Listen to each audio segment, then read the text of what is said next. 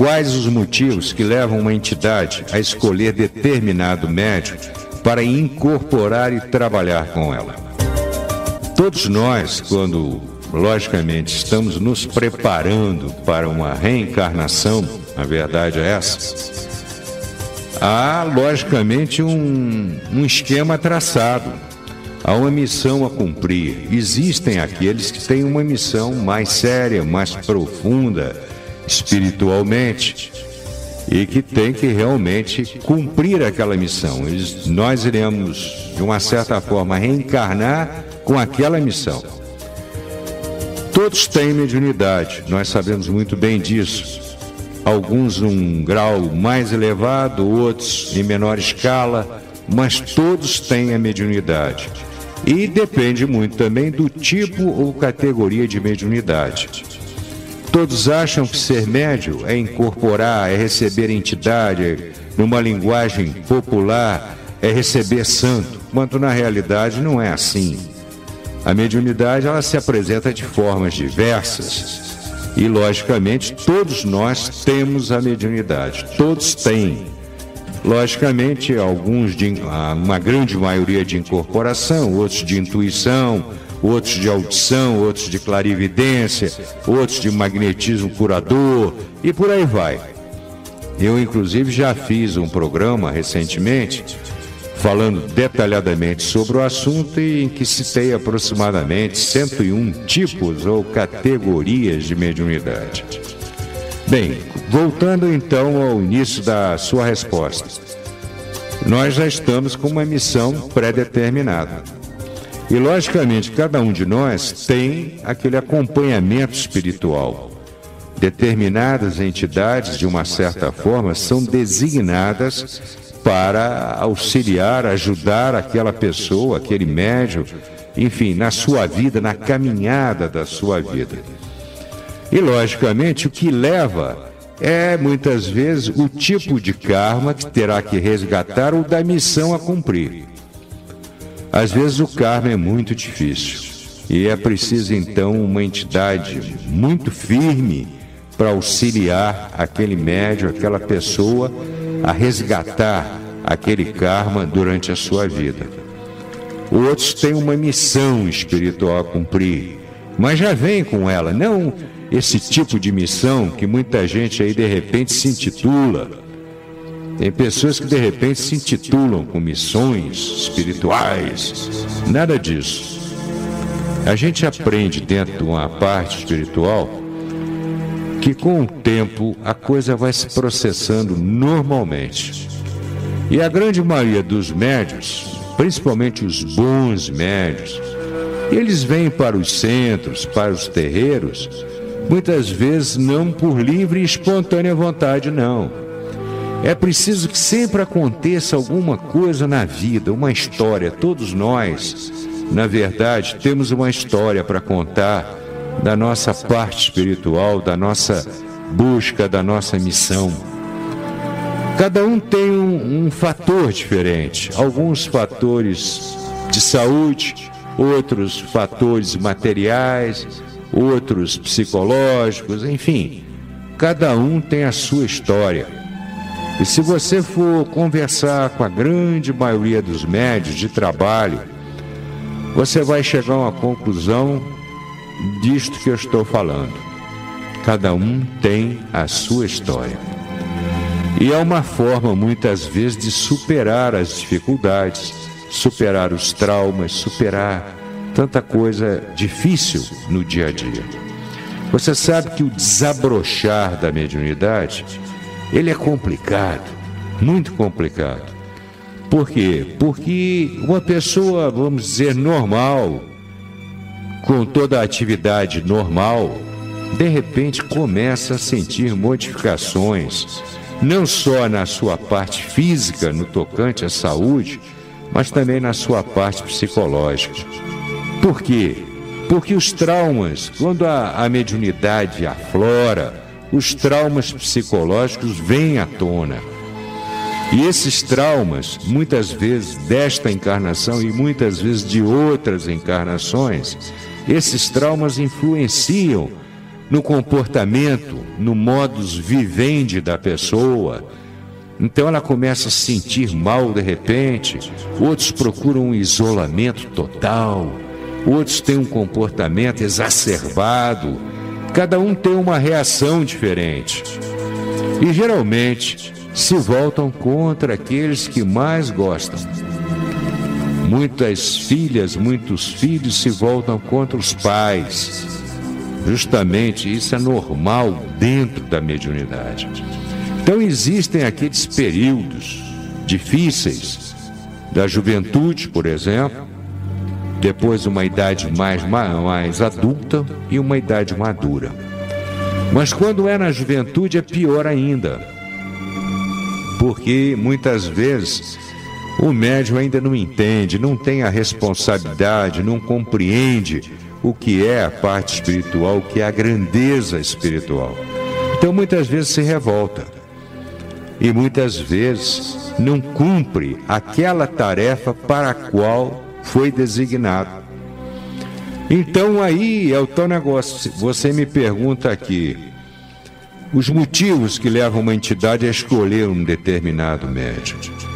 É uma forma de provar aquele médium, de colocar aquele médium à prova, para ver se ele cumpre ou não a missão, se ele responde ao chamado espiritual ou não.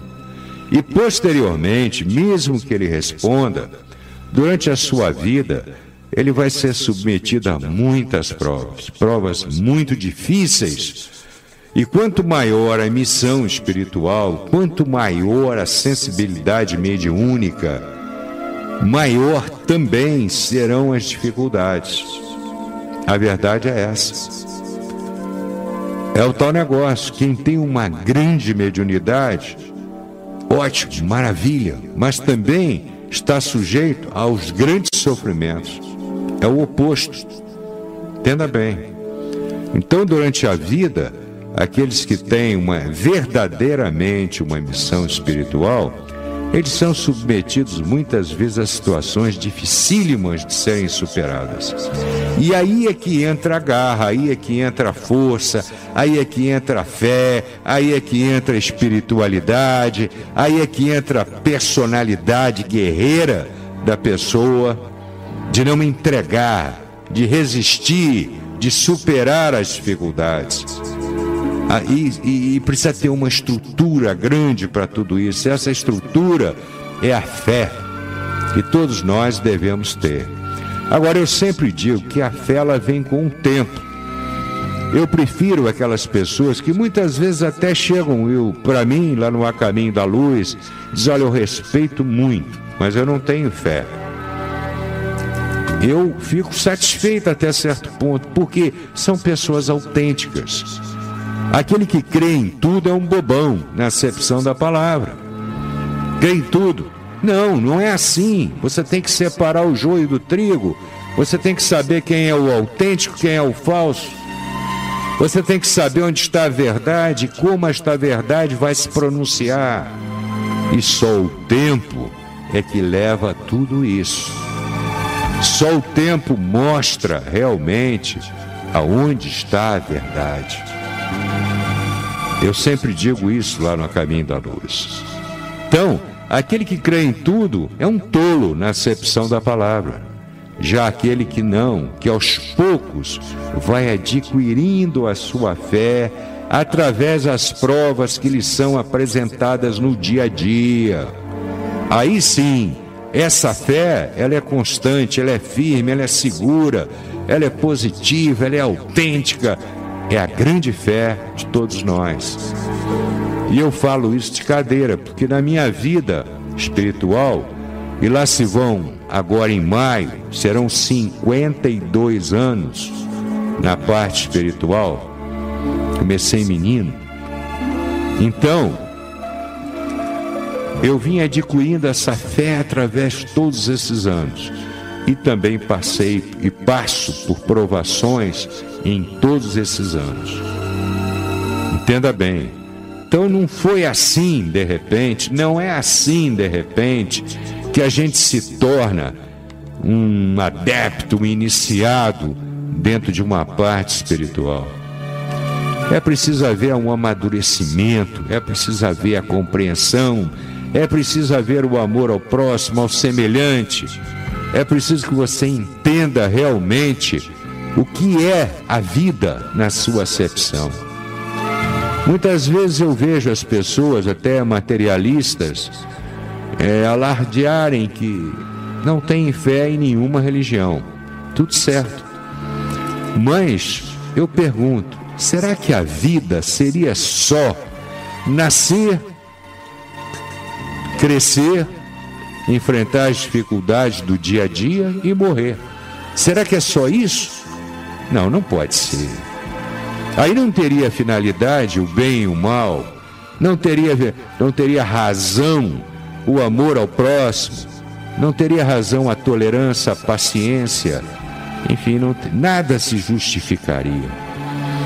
Outros alegam que as religiões são como um apoio, uma muleta até, para a pessoa segurar e superar as dificuldades. Eu também discordo em certo ponto. Eu acho que as religiões, elas pregam uma vida diferente. Elas nos mostram caminhos diferentes, mas que levam ao único fim, que é Deus. Quando a gente olha o universo, olha esse espaço infinito, que a gente não tem nem noção do que existe neste infinito. Não tem. Quantas galáxias, quantos sistemas planetários, aonde termina, como é? Será que existem ou não existem outros mundos, em outros sistemas, em outros planetas, em outras galáxias? Como tudo isso foi criado? Nasceu do nada? Ou não, alguma força energética criou tudo isso. E essa força energética é Deus. Não importa a filosofia, não importa o nome que se dê. Ele pode ser Deus, ele pode ser Cristo, ele pode ser Tupã, ele pode ser Zambi, ele pode ser o nome que for, não importa. Importa sim essa força energética, magnética que rege este infinito todo. E nós, diante disso tudo, o que nós somos? Minúsculos, mas minúsculos grãozinhos de areia, pequeninos, insignificantes, diante desta grandeza espiritual. Mas que nos foi dada uma chance, através da vida, de chegar até essa grande força que é Deus. E cada ato bom que nós praticamos, em cada ajuda que nós realizamos, enfim, em cada momento que nós nos dedicamos a alguém com uma espiritualidade, nós crescemos, este grãozinho aumenta um pouquinho. E quem sabe um dia ele pode se tornar parte importante deste universo de energia. Então, quando as entidades escolhem um médium para um trabalho, elas esperam que este médium, que ele retribua tudo aquilo que está sendo ministrado, ensinado, orientado. É esse o grande mistério, é essa a grande verdade, é a ajuda das entidades e a fé, acima de tudo, em todos os momentos, não só nos momentos bons, não, principalmente nos ruins. Aí sim é que a fé tem que se redobrar e mostrar que nós estamos no mundo, que nós pensamos, e se nós pensamos, nós existimos à imagem e semelhança de Deus.